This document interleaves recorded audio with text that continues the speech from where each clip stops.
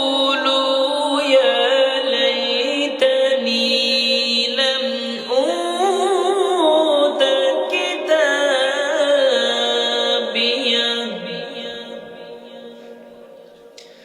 ولم أدري ما حسابيه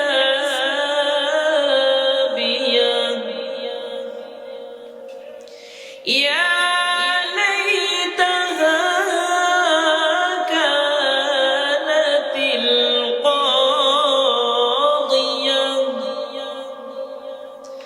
ما أغنى عني مالية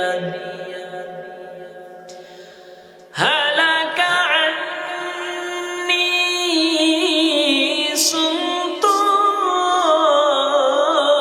سلطانية خذوه فغلوه ثم الجحيم صلوه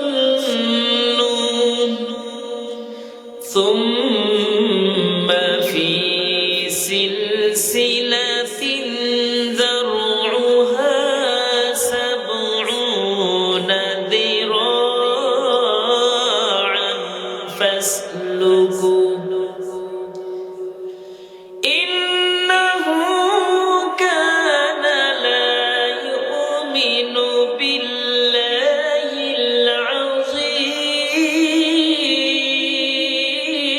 العظيم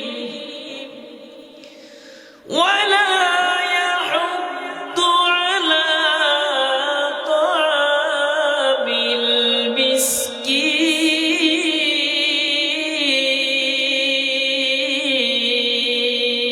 المسكين. وعن أبي هريرة رضي الله عنه قال قال رسول الله صلى الله عليه وسلم 7 يظلهم الله في ظله يوم لا ظل إلا ظله إمام عادل وشاب نشأ في عبادة الله ورجل قلبه معلق بالمسجد إذا خرج منه حتى يعود إليه ورجلان تحبا في الله اجتمعا عليه وتفرقا عليه ورجل ذكر الله خاليا ففاضت عيناه ورجل دعوته امرأة ذات حسب وجمال فقال إني أخاف الله ورجل تصدق بصدقة فأخفاها حتى لا تعلم شماله ما تنفق يمينه متفق عليه. وقال إذن إن الله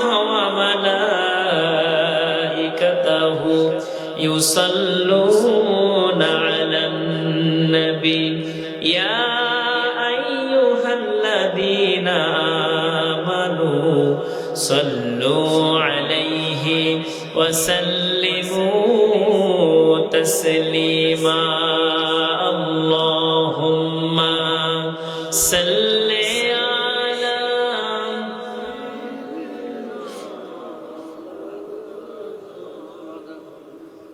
وعلى آل سيدنا مولانا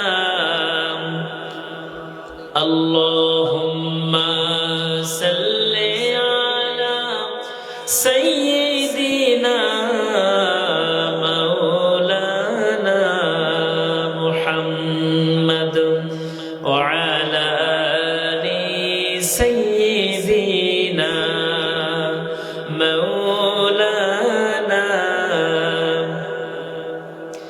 এখনো যারা পাইনি দাওয়া কোরআনের এই মাহফিলে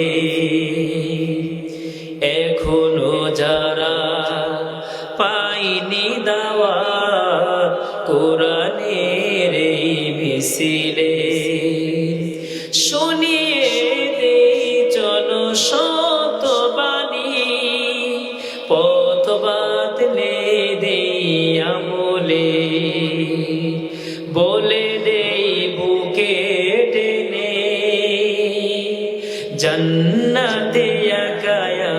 যাব না তো ভাই, তোমাকেও জান্নাতি দলে নিতে চাই।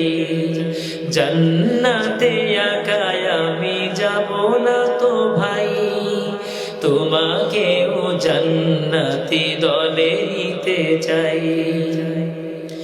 সালাতে আসো যদি প্রতি আজানে, জেনে রেখো এলে তুমি ফুল বাগানে। সালাতে আসো যদি প্রতি আজানে, জেনে রেখো এলে তুমি ফুল বাগানে। যে বাগের হুজুরে হই রোশনাই, শুধু তাই, শুধু তাই, আহা শুধু তাই, তোমাকেও সে মিছিলে স্বাগত জানাই। জান্নাতে একাই আমি যাব না তো ভাই, তোমাকেও জান্নাতি দলে নিতে চাই। সাথী হলে তুমি কামাতে দিনে, আল্লাহর রঙে হবে দুনিয়া রঙিন। আসবে আবার রাশেদার যুগ, আসবে আবার রাশেদার যুগ। মজলুম ফিরে পাবে রহমের দিন। এই পথ আল্লাহর রাসূলের পথ, যেই পথে সর্বদা থাকে রহমত। প্রাণে প্রাণে নাজাতের বাজবে সানাই, প্রাণে প্রাণে নাজাতের বাজবে সানাই। শুধু তাই, শুধু তাই, আহা শুধু তাই, তোমাকে সে দলে শামিল করতে চাই। তোমাকে সে দলে স্বাগত জানাই। জান্নাতে একাই আমি যাব না তো ভাই, তোমাকেও জান্নাতি দলে নিতে চাই। লা ইলাহা, আরো জোরে লা ইলাহা, লা ইলাহা ইল্লাল্লাহু মুহাম্মাদুর রাসূলুল্লাহ। সকলে বলি সাল্লাল্লাহু আলাইহি ওয়াসাল্লাম। ঐতিহ্যবাহী খাসকামার মাঝের পাড়া বাইতুল মামুর জামে মসজিদ প্রাঙ্গণে আয়োজিত তাফসীরুল কোরআন মাহফিল 2026। আজকে মাহফিলের সম্মানিত সুযোগ্য সভাপতি, আমাদের অত্যন্ত প্রিয় ভাজন ব্যক্তিত্ব জনাব মোহাম্মদ শফিকুল ইসলাম সাহেব, অ্যাডভোকেট, জজ কোর্ট, সাতক্ষীরা। আজকে মাহফিলের প্রধান আকর্ষণ বিশিষ্ট আলেমে দ্বীন, বিশিষ্ট ওয়াইজিন, যার রচনা সুন্দরবন থেকে বান্দরবন, বাংলার অলিগলি পেরিয়ে ইউটিউবের মাধ্যমে সারা বিশ্বের বুকে ছড়িয়ে পড়েছে। বিশিষ্ট আলেমে দ্বীন, বিশিষ্ট ওয়াইজিন, হাফেজ হযরত মাওলানা সাইফুল্লাহ সিদ্দিকী। আজকে বিশেষ বক্তা খাসকামার মাঝের পাড়া বাইতুল মামুর জামে মসজিদের সুযোগ্য ইমাম, বিশিষ্ট আলেমে দ্বীন, হাফেজ মাওলানা ইরশাদুল ইসলাম, তরুণ উদীয়মান বক্তা, এবং অত্র মাহফিলের সম্মানিত ভাই পরিচালক জনাব মোহাম্মদ আব্দুল আলিম, সহকারী অধ্যাপক, সীমান্ত আদর্শ কলেজ, সাতক্ষীরা, এবং অত্র মসজিদের সম্মানিত সুযোগ্য সভাপতি, সেক্রেটারি, অন্যান্য সদস্য বৃন্দ, আমাদের অত্র এলাকার অসংখ্য আলেম ওলামা, মসজিদের ইমামগণ, বিশেষ করে তরুণ উদীয়মান বক্তা, বিশিষ্ট আলেমে দ্বীন, বিশিষ্ট ওয়াইজিন, যার আলোচনায় মুগ্ধ হই আমরা। আমার অত্যন্ত স্নেহভাজন হাফেজ মাওলানা আমিনুর রহমান বহেরা সহ অত্র এলাকার অনেক শ্রদ্ধার মুরব্বী, সমবয়স্ক যুবক ভাইরা, কুচিকাচা মাসুম বাচ্চারা, এবং পাশে বসা আছেন আমার স্কুলের সাথী, আমার বন্ধু জনাব মোহাম্মদ আসাফুর রহমান সহ মঞ্চে বসা অন্যান্য অতিথিবৃন্দ এবং পর্দার আড়ালে আমার সম্মানিতা মা এবং বোনেরা, সকলকে আন্তরিক সালাম এবং শুভেচ্ছা জানাচ্ছি। আসসালামু আলাইকুম ওয়া রাহমাতুল্লাহি ওয়া বারাকাতুহু। শুকরিয়া সে আল্লাহ সুবহানাহু ওয়া তাআলার দরবারে যে মহান মালিক আমাদেরকে আজ কোরআন শোনার জন্য কোরআনের এই সুন্দর পরিবেশে আল্লাহ পাক আমাদেরকে আসার বসার মতো সুযোগ এবং তৌফিক দান করেছেন। আমরা সমস্যারে শুকরিয়া জ্ঞাপন করি, বলি আলহামদুলিল্লাহ। আর একটু জোরে আলহামদুলিল্লাহ। লিল্লাহি তাকবীর, নারায়ে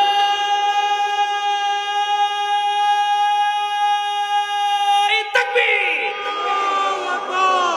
আমরা এই সাথে সাথে হৃদয়ের সবটুকু ভালোবাসা উজাড় করে দিয়ে দরদ ভরা কণ্ঠে দুরূদ ও সালাম জানাই বিশ্ব সভার সভাপতি, বিশ্ব মানবতার মুক্তির একমাত্র দিশারি, যার সিল মোহর ছাড়া কোন মানুষের পক্ষে জান্নাতে যাওয়ার সুযোগ নাই, সেই মায়ের নবীর সামনে আমরা সকলেই বলি সাল্লাল্লাহু আলাইহি ওয়াসাল্লাম। মাগফিরাত কামনা করি ওই সমস্ত মধ্যে মুজাহিদের জন্য যাদের তাজা রক্তের বিনিময়ে সারা বিশ্বের বুকে কোরআনের কথা চলছে।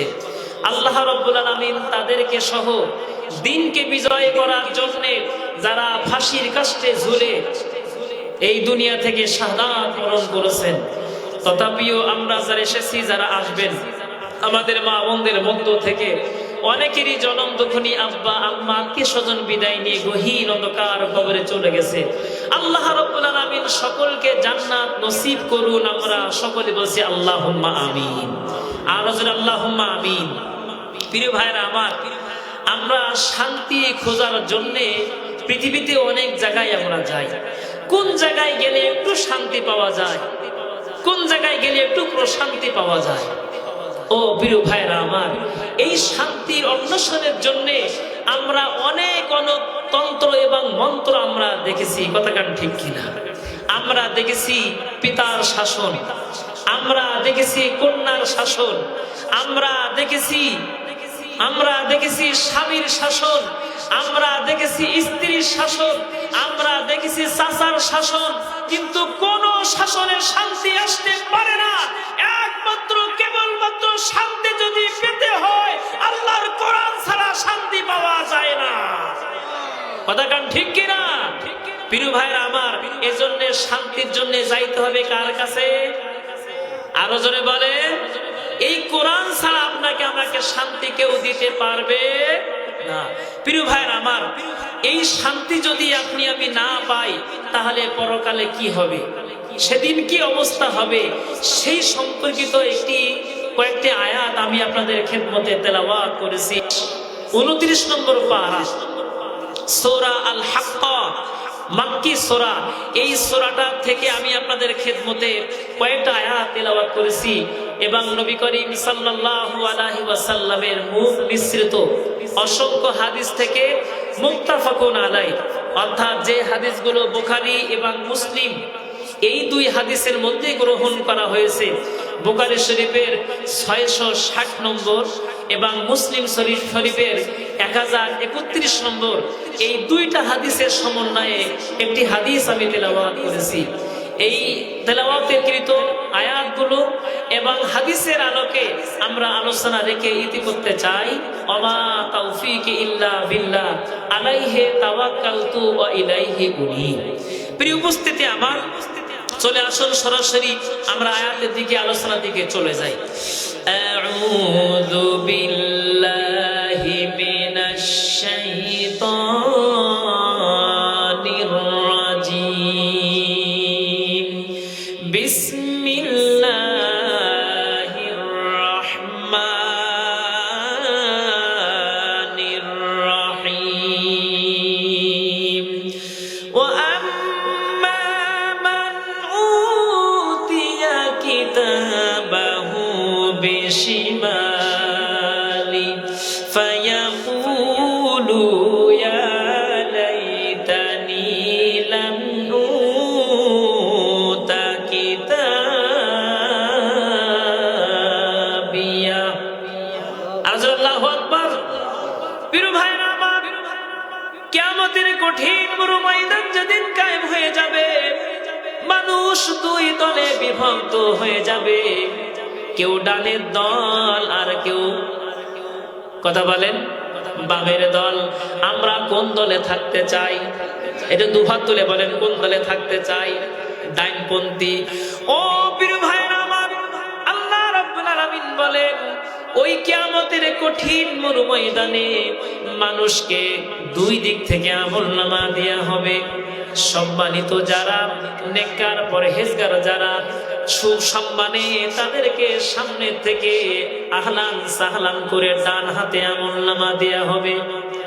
অপরদিকে যেই ব্যক্তি বদকর, যেই ব্যক্তি আল্লাহর দ্রোহী, খোদার দ্রোহী, কোরআন থেকে দিন থেকে পিছিয়ে ছিল, কোরআন মানেনি, জীবনে কোরআন ধারণ করেনি, এই ব্যক্তির আমলনামা দেয়া হবে পিছন দিক থেকে, তারা বাম হাতে।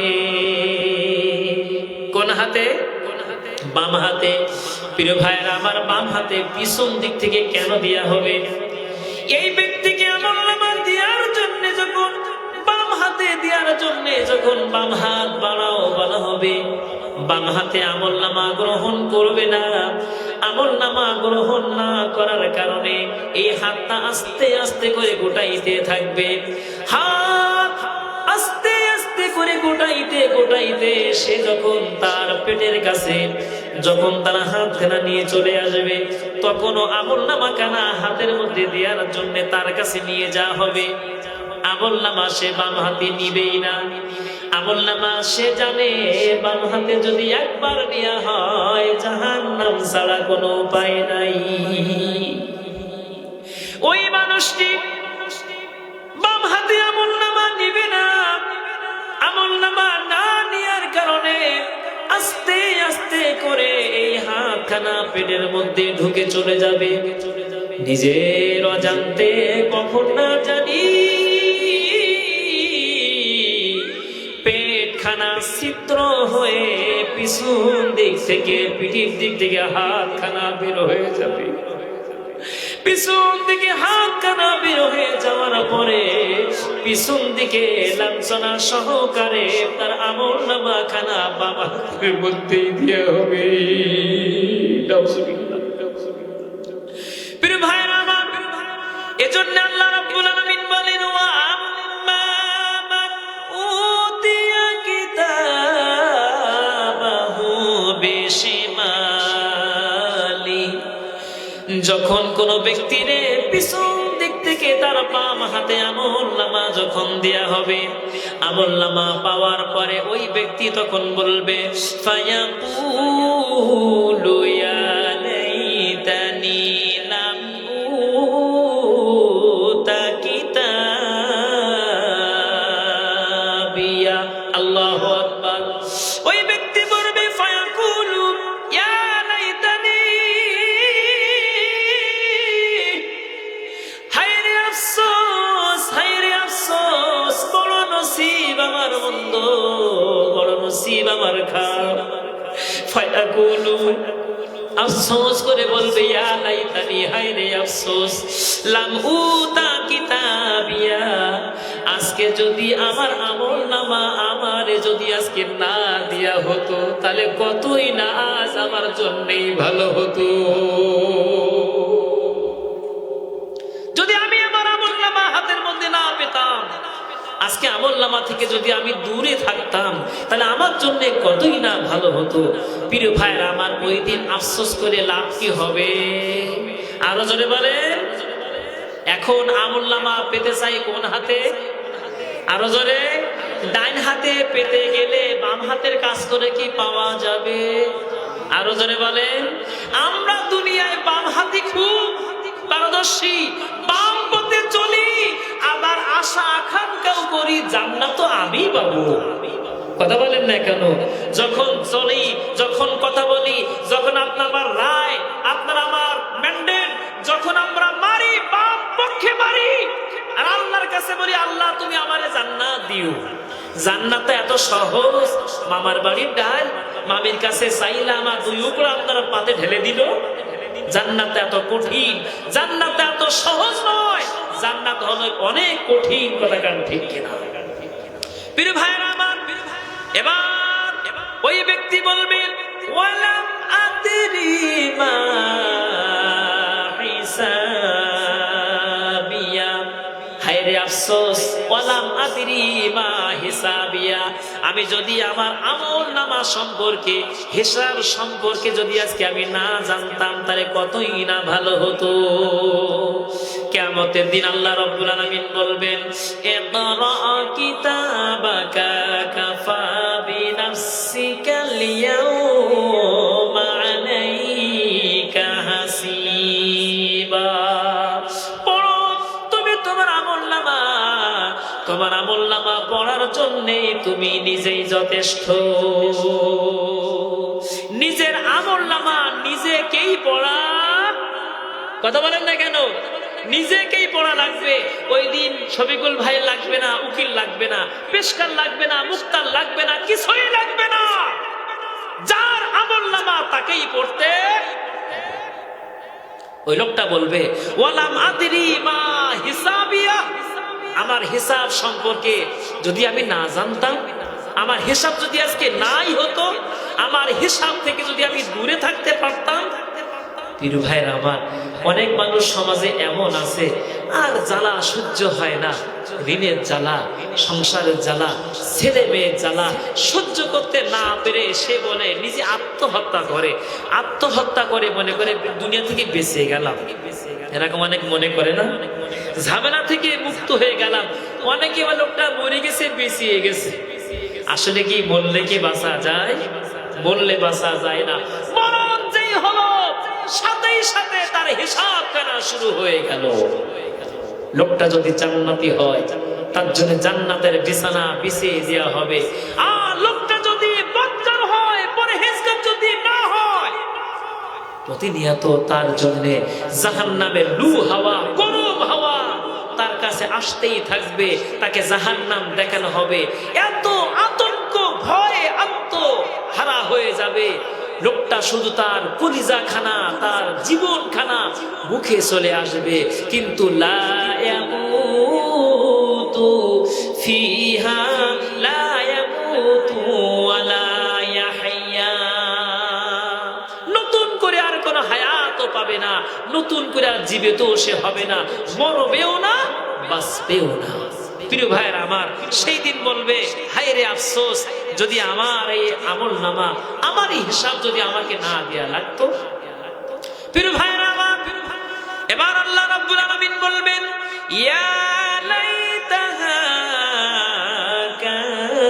কানাতিল কাদিয়া মা আগনা আন্নি মালিয়া, আফসোস করে বলবে হায় রে আফসোস, আমার কি হলো, কোন পথে আমি ছিলাম, আমার তো জীবন শেষ হয়ে গেল।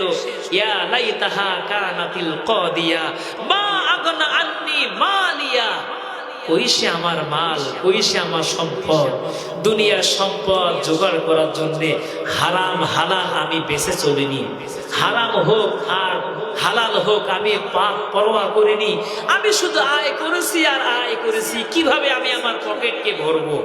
সেটা হারাম পথে উপার্জন হচ্ছে।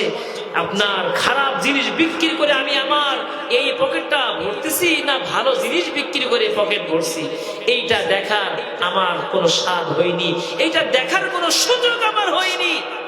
আমি শুধু সম্পদ তৈরি করেছিলাম, আমি অহরহ সম্পদ তৈরি করার জন্য ব্যস্ত ছিলাম। কই সে সম্পদ? ওয়ালাম মা আগনা আন্নি মালিয়া, আমার এই সম্পদ, আমার এই মাল আমার তো কোনো কাজে আসলো না, সব তো শেষ হয়ে গেল। এবার বলবে হালাকা আন্নি সুলতানিয়া, হায় রে আফসোস, হালাক হয়ে গেছে, শেষ হয়ে গেছে। আন্নি সুলতানিয়া, পৃথিবীতে আমার রাজত্ব ছিল, চেয়ার ছিল, ক্ষমতা ছিল, আমার দাপট ছিল, আমার একটা হ্যালো ফোনে একটা থানা কম্প হয়ে যেত, আমার একটা ফোনে একটা এলাকা কম্পিত হয়ে যেত। হালাকা শেষ হয়ে গেছে। আন্নি সুলতানিয়া, আমার রাজত্ব, আমার সিয়ার তো আমার কোনো কাজে আসলো না। কই সে আমার চেয়ার, কই সে আমার সম্পদ, কই গেল আমার সেই অর্থ করি, কই গেল আমার বাহাদুরি? আমার বাহাদুরি শেষ, আমার সম্পদ শেষ, আমার কোনো কিছু কাজে লাগলো না। এবার আল্লাহ রাব্বুল আলামিন বলবেন, খুযুহু ফাগুল্লু, খুজ, ওকে ধরো, ফাগুল্লুহু, ওকে বেড়ি মারো। এবার আল্লাহ পাক ফেরেশতাদেরকে দিয়ে খুজহু, তাকে ধরা হবে, তার হাতের মধ্যে, তার গলার ভিতরে, তার পায়ের ভিতরে বেড়ি পরিয়ে দেওয়া হবে, শিকল পরিয়ে দেওয়া হবে। এরপর আল্লাহ রাব্বুল আলামিন বলেন, সুম্মাল মাসাল্লু, অতঃপর তাকে জাহান্নামে ফেলাও, জাহান্নামে নিক্ষেপ করো। সুম্মা ফি সিলসিলাতিন জারউহা সাবউনা দিরাআন ফাসলুকু, এবার 70 গজ শিকল দিয়ে তাকে বেঁধে ফেলা হবে। একটা শিকল হবে, সারা পৃথিবীর সমস্ত লোহাগুলো যদি এক জায়গায় করা হয়, এই লোহাগুলো এক জায়গায় করার পর একটা শিকলের আংটা হবে, একটা শিকলের আংটা হবে। তাহলে কি পরিমাণ লম্বা শিকল দিয়ে এই মানুষটাকে বেঁধে ফেলা হবে, মানুষটাকে তাকে আটকে রাখা হবে, মানুষটাকে বেঁধে ফেলা হবে। প্রিয় ভাইরা আমার, এরপরে ওই ব্যক্তি যখন জাহান্নামের কাছে নিয়ে যাওয়া হবে, জাহান্নামে টকবক করা ফোঁটা আগুন লোকটার দেখে তার কলিজাখানা মুখের মধ্যে চলে আসবে। টকবক করে আগুন দাও দাও করে ফুটতেছে। এই জাহান্নামের পাশে যাওয়ার পরে ওই ব্যক্তি তখন বলবে, হায় রে আফসোস, দুনিয়ায় আমি কি করেছি, 60-70 বছর আমি পেয়ে জাহান্নামের পথে আমি আমার জীবনটাকে ধাবিত করে দিয়েছি। হালাকান্নি সুলতানিয়া, আমার ক্ষমতা শেষ হয়ে গেছে, আমার রাজত্ব শেষ হয়ে গেছে, আমার অর্থ করি শেষ হয়ে গেছে, সব কিছু শেষ হয়ে গেছে, আমি তো নিঃস্ব হয়ে গেলাম, আমি তো একাকিত্ব হয়ে গেলাম, আমার তো জাহান্নামে যাওয়া ছাড়া কোনো উপায় থাকলো না। ওই ব্যক্তি তখন আফসোস করে করে তার জীবনটা বের করতে চাইবে। শুধু তাই না, ওই ব্যক্তি তখন কি করবে? ওই ব্যক্তি তখন নিজের হাত নিজের দাঁত দিয়ে সে কামড়াইয়ে তার চামড়াগুলো ছিঁড়তে থাকবে আর বলবে, হায় রে আফসোস, কি করলাম, জীবনটা আমি শেষ করে ফেললাম। প্রিয় ভাইরা আমার, ওই দিন জীবন শেষ করা চাইতে, ওই জাহান্নামে আগুনে যাওয়া চাইতে জান্নাতে যদি আমরা যেতে পারি, সেটা ভালো কি মন্দ? কথা বলে ভালো। সুতরাং সে সম্পর্কে আমি আপনাদের খেদমতে একটা হাদিস তেলাওয়াত করেছি। কিয়ামতের কঠিন মরু ময়দান, অসংখ্য মানুষ যখন কিয়ামতের দিন উঠবে, ওই দিন মানুষ পানি আর পানি করে চিৎকার দিয়ে দিয়ে তারা জীবনটা বের হয়ে যাবে। আমার প্রিয় ভাই আলোচনা করছিলেন হাউজে কাউসার, ওই ব্যক্তি পেলাবে, ওই ব্যক্তি পান করতে পারবে। দুনিয়ায় যে আল্লাহর দ্বীনের পথে চলেছে, আল্লাহর কোরআনের পথে চলেছে, জীবনটাকে আল্লাহর রঙে রঙিন করেছে। কথা গান ঠিক কিনা? কোনো ছায়া থাকবে না, কোনো আশ্রয় নাই, কোনো আশ্রয় নাই, শুধুমাত্র কেবলমাত্র একটি ছায়া, একটি মাত্র আশ্রয়, একটি মাত্র আপনার শামিয়ানা। সেই শামিয়ানাটা শুধু গাছের নয়, কোনো পাতার নয়, কৃত্রিম কোনো শামিয়ানা নয়, সেটা হলো আল্লাহ রাব্বুল আলামিন আরশের ছায়া। সুবহানাল্লাহ। এই আরশের ছায়া ওই দিন কঠিন বড় ময়দানে 1 না 2 না, আল্লাহ রাব্বুল আলামিন 7 শ্রেণীর ব্যক্তিকে আল্লাহ রাব্বুল আলামিন ওই দিন আরশের নিচে ছায়া স্থান দান করবেন। কয় শ্রেণী? কথা বলেন, কয় শ্রেণী? 7 শ্রেণী সম্পর্কে আল্লাহ রাব্বুল আলামিন তার হাবিব বলেন, ওয়ান আবি হুরায়রা রাদিয়াল্লাহু আনহু قال قال رسول الله صلى الله عليه وسلم سبعة يظلهم الله في ظله يوم لا ظل إلا ظله إمام عادل। বিশিষ্ট সাহাবী হযরত আবু হুরায়রা রাদিয়াল্লাহু আনহু থেকে বর্ণিত, নবী করিম সাল্লাল্লাহু আলাইহি ওয়াসাল্লাম তিনি বলেছেন কিয়ামতের দিন 7 শ্রেণীর ব্যক্তি আল্লাহ রাব্বুল আলামিন আরশের নিচে ছায়া দান করবেন। তার 1 নম্বর হলো ওই ব্যক্তি, সেই ব্যক্তি হলো যেই ব্যক্তি দুনিয়া ইমাম আদিলুন, যেই ন্যায় পরায়ণ শাসক। এই পৃথিবীতে যেই ব্যক্তি শাসন ক্ষমতায় গেছে, চেয়ারে গেছে, চেয়ার পেয়েছে, ক্ষমতা পেয়েছে, ক্ষমতা পাওয়ার পরে ন্যায় নীতি ভাবে দেশ পরিচালনা করেছে, চেয়ারের ক্ষমতা অনুযায়ী সত্য পথে ভালো পথে সে চালিয়েছে, এই ব্যক্তি ছাড়া ওই আরশের নিচে ছায়া পাবে না। বলেন সুবহানাল্লাহ। প্রিয় ভাইরা আমার, ন্যায় শাসকটা কি?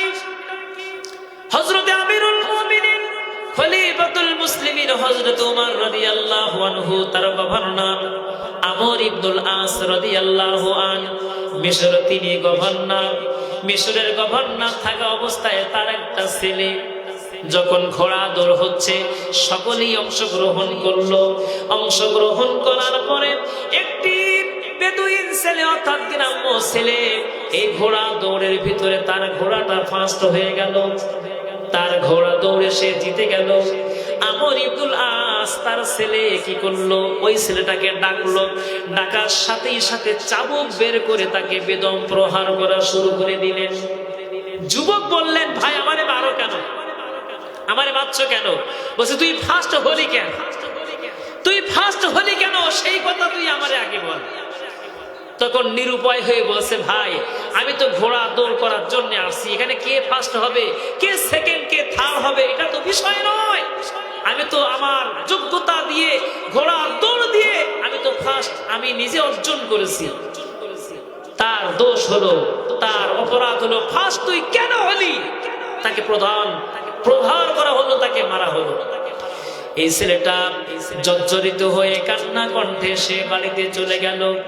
বাড়িতে যাওয়ার পরে একজন যুবক বলে, যুবকে তুমি কাঁদো কেন? ওই যুবক তখন বলে, যেই দেশে বাস করি, যেই গভর্নরের আন্ডারে বাস করি, আমর ইবনুল আস, তার ছেলে আমাকে আঘাত করেছে, আমাকে নির্যাতন নিপীড়ন করেছে। বলছে কেন করলো? বললো এই জন্য করেছে, আমি কেন ফার্স্ট হলাম আর আমর ইবনুল আস তার ছেলে কেন ফার্স্ট হতে পারলো না? আমি কেন অংশগ্রহণ করলাম, কেন জিতে গেলাম, তার ছেলে কেন জিতলো না? এই জন্য আমাকে মারা হলো।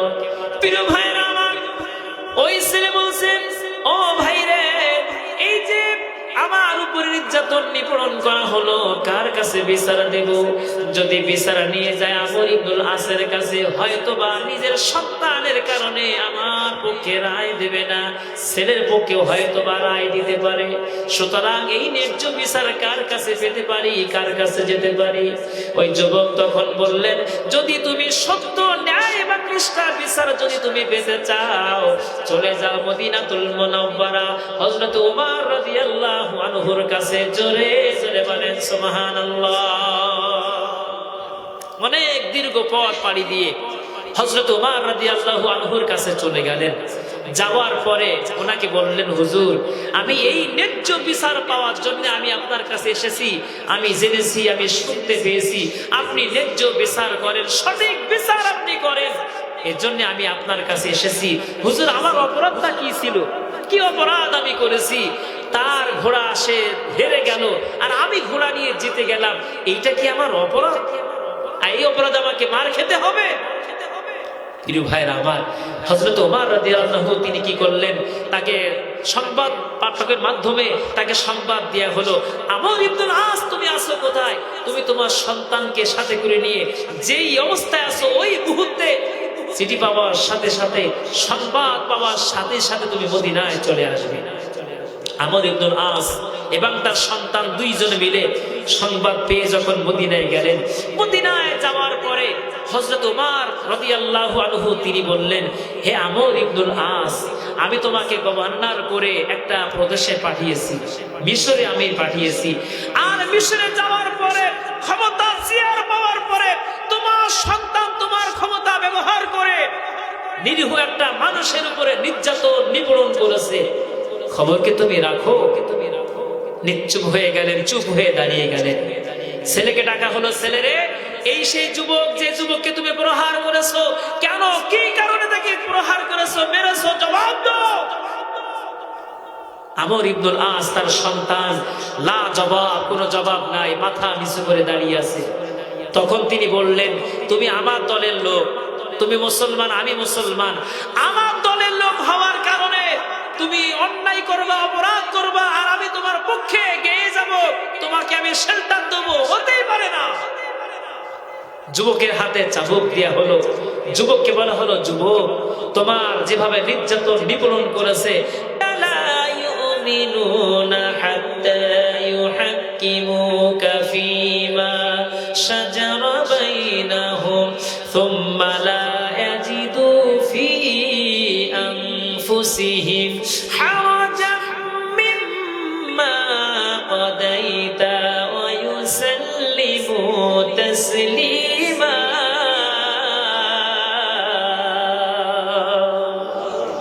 আপনারা জানেন ওমর রাদিয়াল্লাহু আনহুর ঘটনা।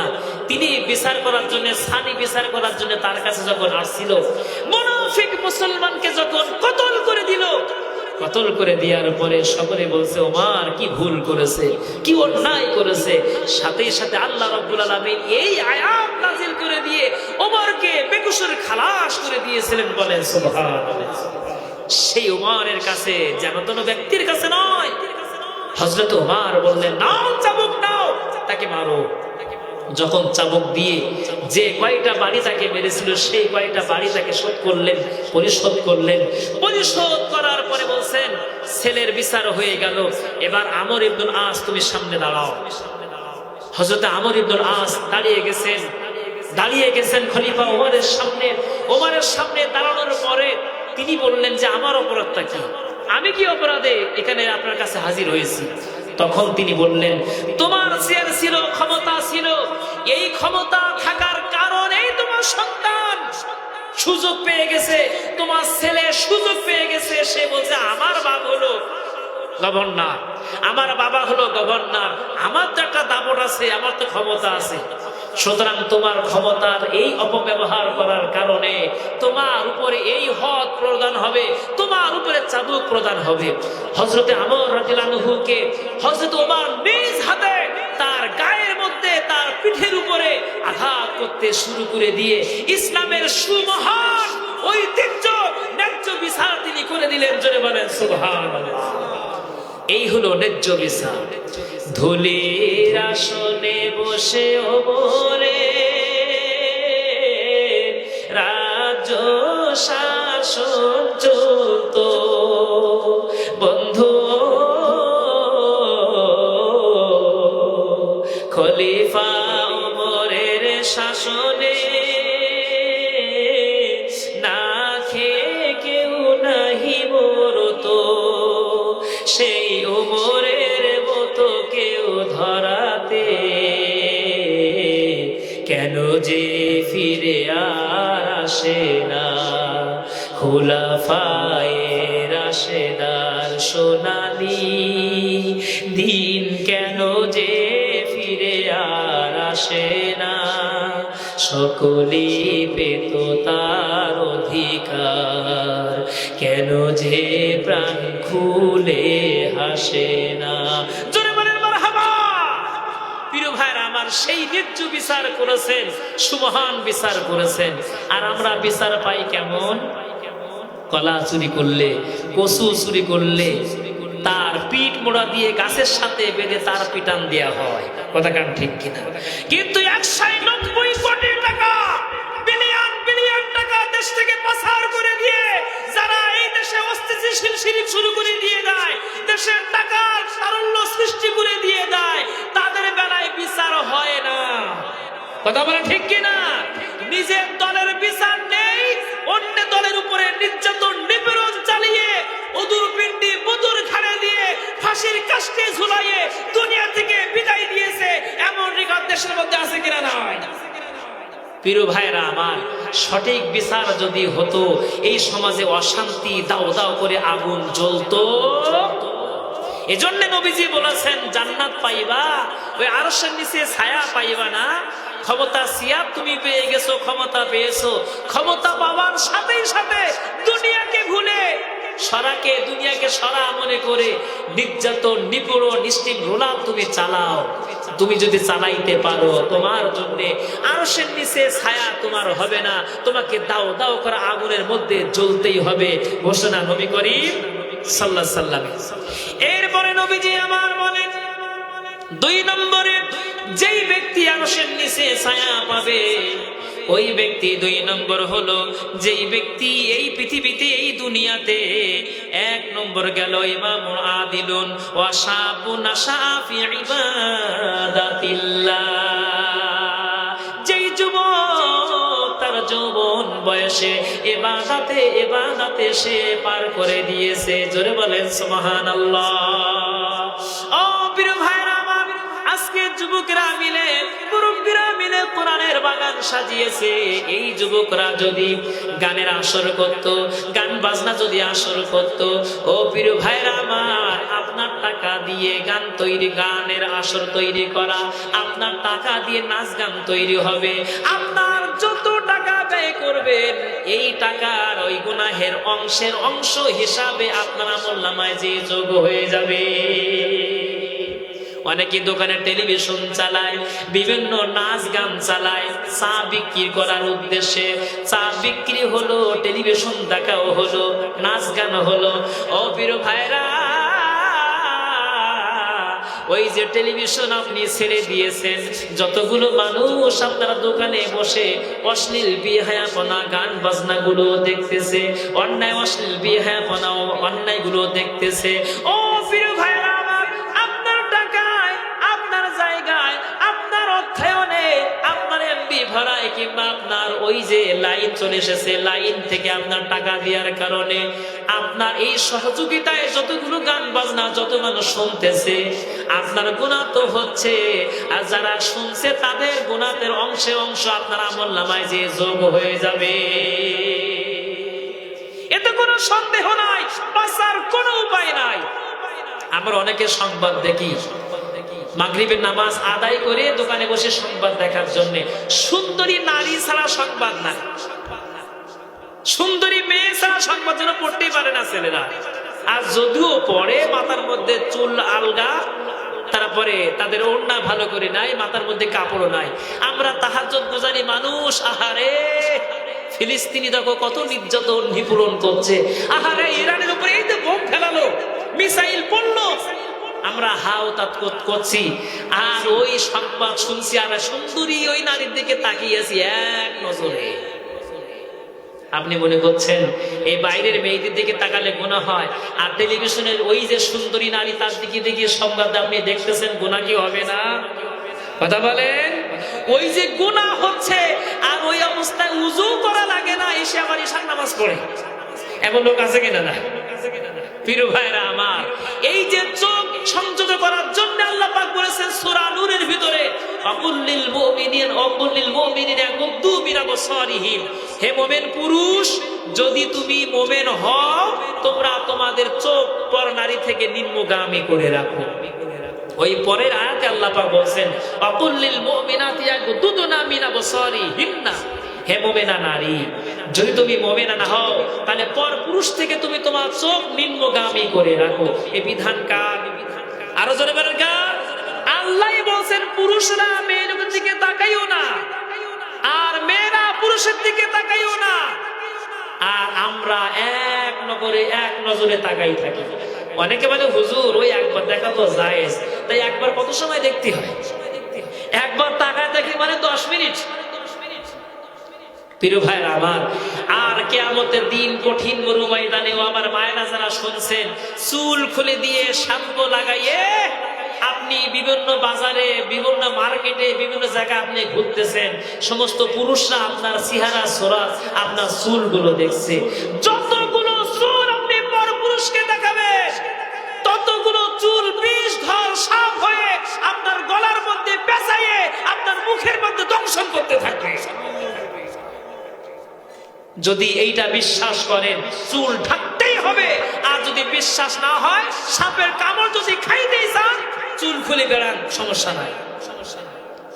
যে কথা বলতেছিলাম, যুবক ওই যুবক যে যুবক যৌবন বয়সে তার ইবাদত বন্দেগীর মধ্যে কাটায়, যৌবন বয়সের ইবাদত, আর বুড়ো হলে 80 বছর পার হয়ে গেছে, 60 বছর পার হয়ে গেছে, উজু হয়েছে, উজুর পর পরে আবার কি করে, আবার উজু করে। ভাই উজু করছেন কেন?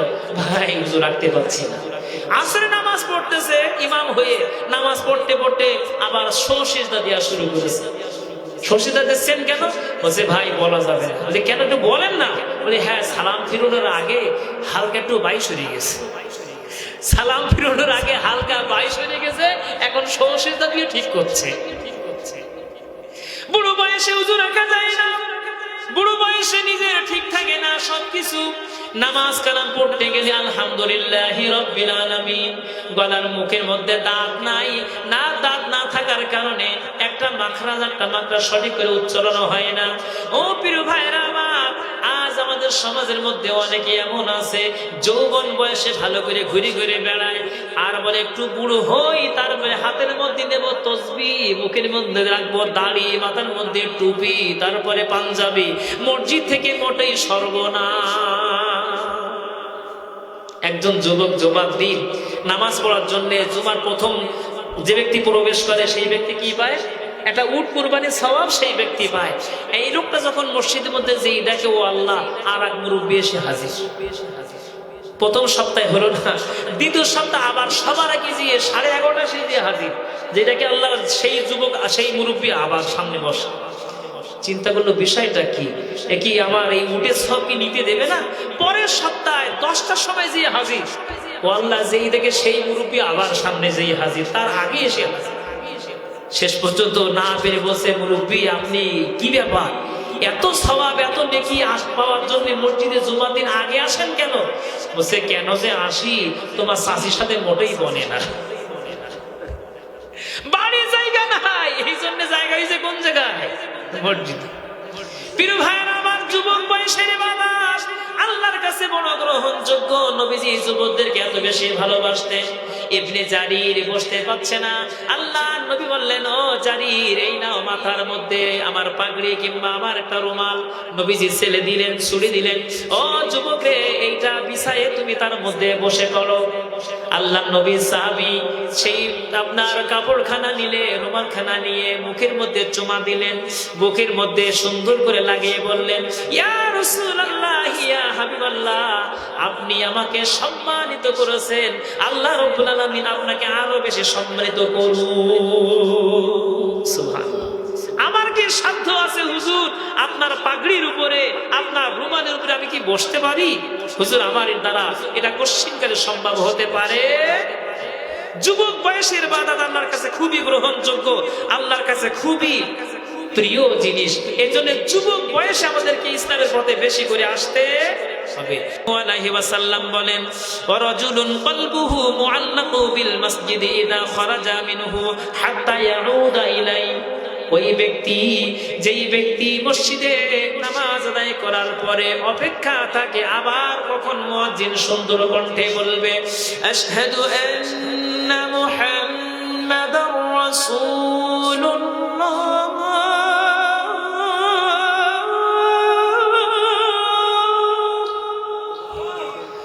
আশহাদু আন্না মুহাম্মাদার রাসূলুল্লাহ,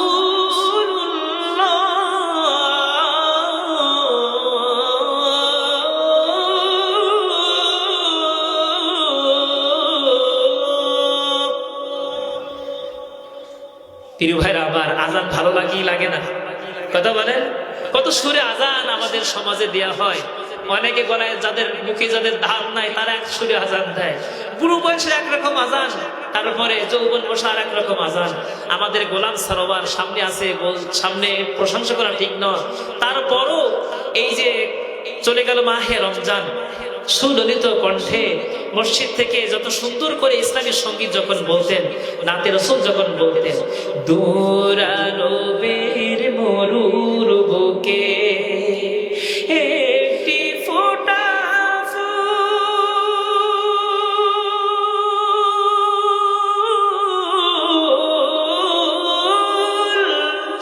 দিন দুঃখীদের বন্ধু সেজে রাসূল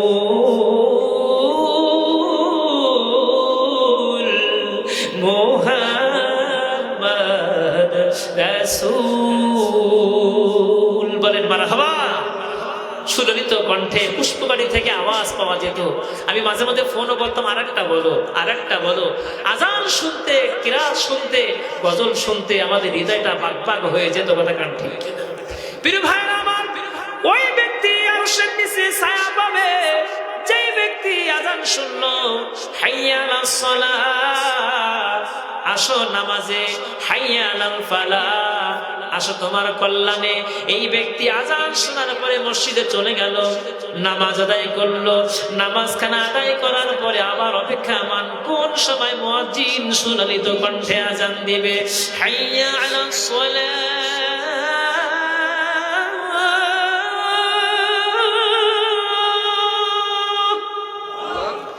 হাইয়া আলাস সালাহ।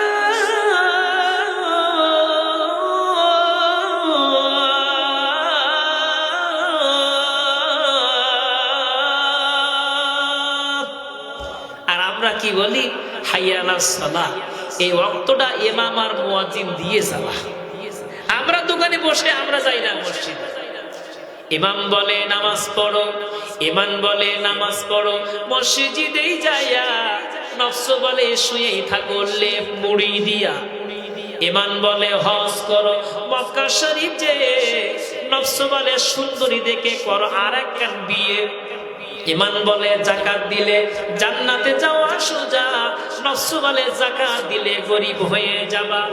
ইমান বলে মাহফিল হচ্ছে সেইখানেতে যা, আর নফস বলে বাজারে যেয়ে পান সিগারেট খা। কথা কান ঠিক কিনা? আমি আসার পথে লক্ষ্য করলাম মাহফিল মনে হয় ওই পথে।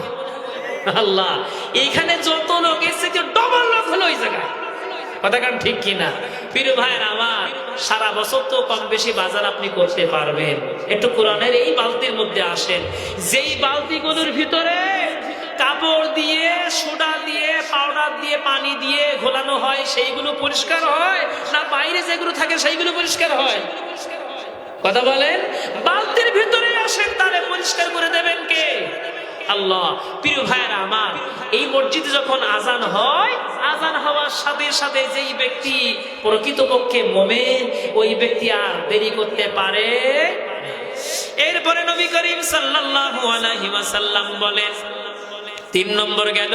4 নম্বর হলো রাজুলানে তাহাব্বান ফিল্লাহি জিতামা আলাইহি ওয়া তাফাররাকা আলাইহি।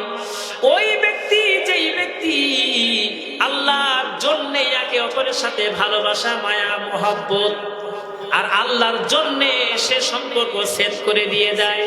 আল্লাহ রাব্বুল আলামিন বলেন, ইন্না সালাতি ওয়া নুসুকি ওয়া মাহইয়ায়া ওয়া মামাতি লিল্লাহি রাব্বিল আলামিন।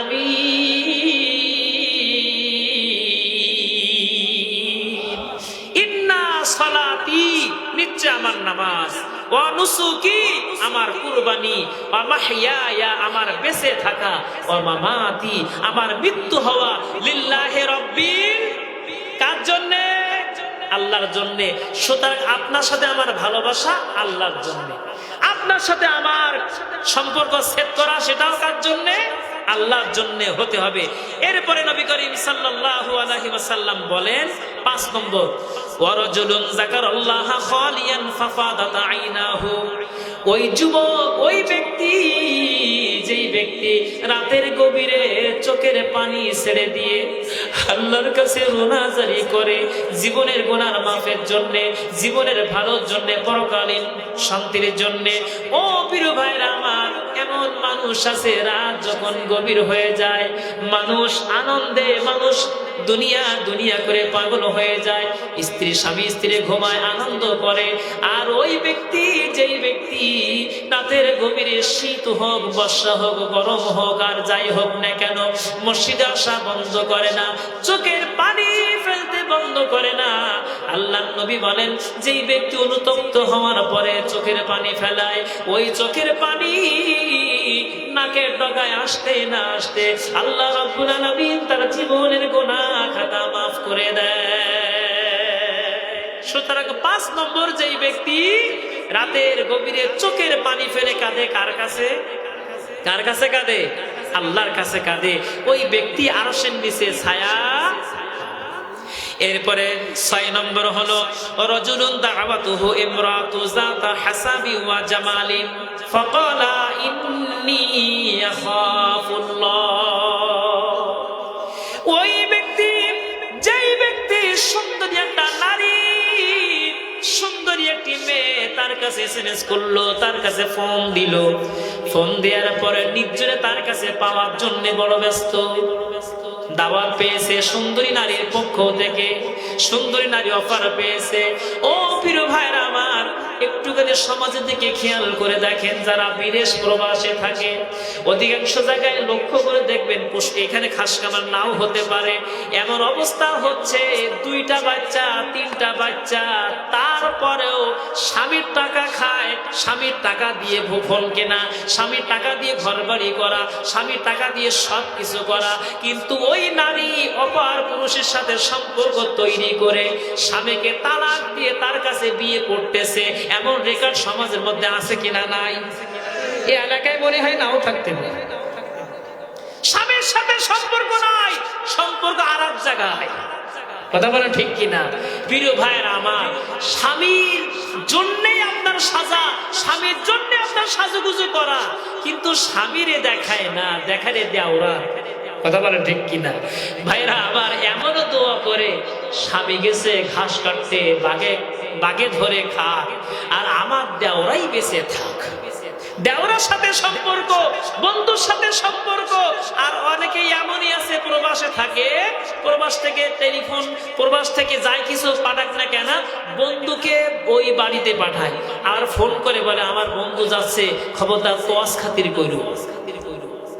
বন্ধুরে পাঠাচ্ছে বন্ধুর বাড়িতে, বাড়িতে কেউ নাই, স্ত্রী শুধু বাড়ি, সেই বাড়িতে পাঠানো হচ্ছে।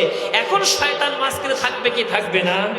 কথা বলেন প্রিয় ভাইরা আমার। এজন্য আপনাকে আমাকে, যেই ব্যক্তি সুন্দরী নারীর অফার পাওয়ার পরেও নিজের সতীত্ব হেফাজত করে, নিজের জীবনকে হেফাজত করে, ওই ব্যক্তি আরশের নিচে ছায়া পাবে। এরপরে নবী করিম সাল্লাল্লাহু আলাইহি ওয়াসাল্লাম বলেন, রাজুলুন তাসাদদাকা বিসাদাকাতিন ফাখফাহা হাত্তা লা তা'লামা শিমালুহু মা তুনফিকু ইয়ামিনুহু।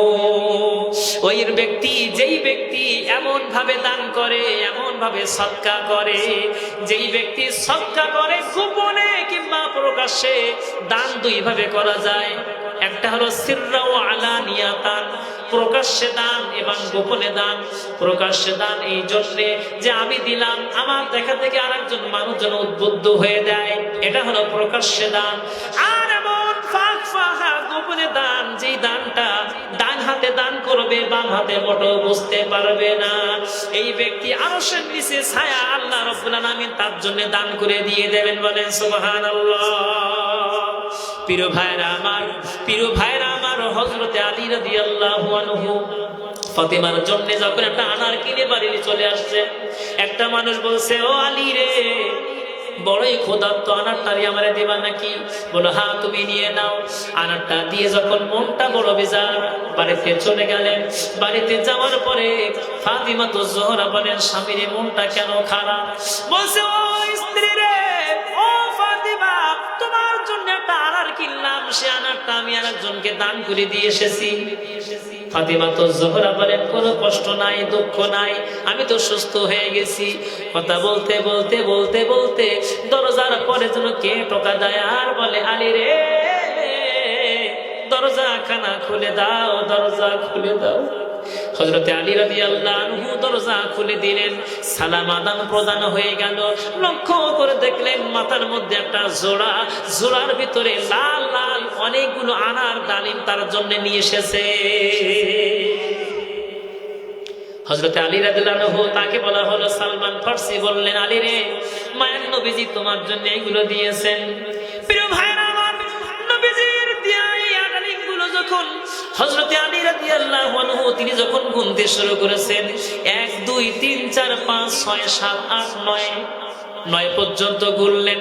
গোনার পরে বললেন, ভাই সালমান ফার্সি, আমার মনে হয় মানবী এই ডালিমগুলো অন্য কারোর জন্য পাঠিয়েছে, এটা আমারও নয়।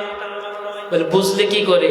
বলছে বুঝলাম এই জন্যে, আমি যদি আল্লাহর রাস্তায় একটা জিনিস দান করি আল্লাহ পাক আমাকে 10টা দিবে, কিন্তু আমার সামনে আছে 9টা।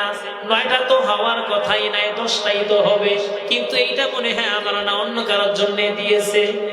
সালমান ফার্সি চোখের পানি ছেড়ে দিয়ে বললেন, আলী রে, আমি তোমারে পরীক্ষা করার জন্য আমি এইটা করলাম।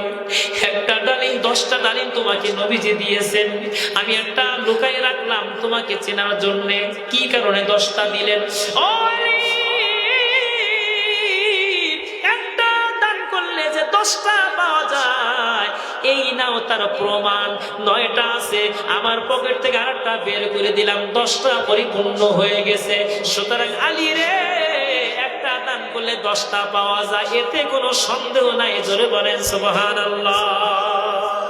প্রিয় ভাইরা আমার, নবী করিম সাল্লাল্লাহু আলাইহি ওয়াসাল্লাম বলেন, এই 7 ব্যক্তি যারা আরশের নিচে ছায়া পাবে তারা। প্রিয় ভাইরা আমার, অনেকের মা নাই, অনেকের আব্বা নাই। আমি আমার আব্বাকে হারিয়ে ফেলেছি, জনম দুঃখী আব্বা দুনিয়ায় নাই। এমন মানুষ, অধিকাংশ মানুষ, পরিচিত মানুষ, অনেকের আব্বা নাই, মা নাই। আমার মাবুদ স্যার, আমি লক্ষ্য করে দেখতাম আব্দুর রহিম হুজুর, শামজাদ হুজুরের সাথে যখন কোরআন তেলাওয়াত করার জন্য খাসকাবারে আসতাম, সুললিত কণ্ঠে আমার আব্দুর রহিম হুজুর তেলাওয়াত করতেন, শামজাদ হুজুর তেলাওয়াত করতেন, আমারও মাইক দিতেন। মাইক গুলো দেওয়ার পরে যখন তেলাওয়াত করতাম, আমি লক্ষ্য করে দেখতাম চাচিমা কোরআন তেলাওয়াত শোনার জন্য বাড়ির কাজগুলো বাদ রেখে কোরআন তেলাওয়াত শোনার জন্য ব্যাকুল হয়ে যেত।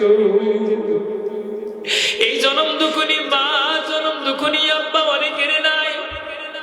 বাড়িতে যখন ফিরি, ঘরের বারান্দায় আব্বা থাকতেন, বলতেন, আব্দুল সাত্তার রে, এত রাত কেন হলো বাবা, কোথায় ছিলি? বলতো, আব্বা মাহফিলে গিয়েছিলাম, অমুক জায়গায় গিয়েছিলাম। তারপরে ঘুমাতেন। আল্লাহ বাড়িতে ফিরি, জনম দুঃখী আব্বা নাই, আর ডাকার মতো কেউ নাই। জনম দুঃখী আব্বা হারা, মা হারা। আমার মায়েরা বোনেরা অনেকেই আছেন, সেই কতদিন হলো 36 বছর 30 বছর পার হয়ে গেছে, আব্বাকে রেখে এসেছেন, মাকে রেখে এসেছেন, আব্বা মাকে রেখে এসেছেন। আর কোনদিন দেখা সাক্ষাৎ তেমন হয় না। সন্তানের জন্য, সংসারের জন্য যেতেও পারেন না। বিয়ে যেদিন হয়েছিল, বাবা নিজেকে বারবার লুকাচ্ছিল, মেয়ের সামনে কেমন করে আমি হাজিরা দেব। যখন সবাই মিলে বাবাকে নিয়ে আসা হলো, 18 বছর বয়স মেয়ে, 20 বছর বয়স মেয়ে, বাবার গলা জড়াই ধরে হাউ মাউ করে কেঁদে বলেছিল, আব্বা জান, তোমারে দেখিয়ে শ্বশুর বাড়িতে যাই, বাবা আমার জন্য দোয়া করে দিও।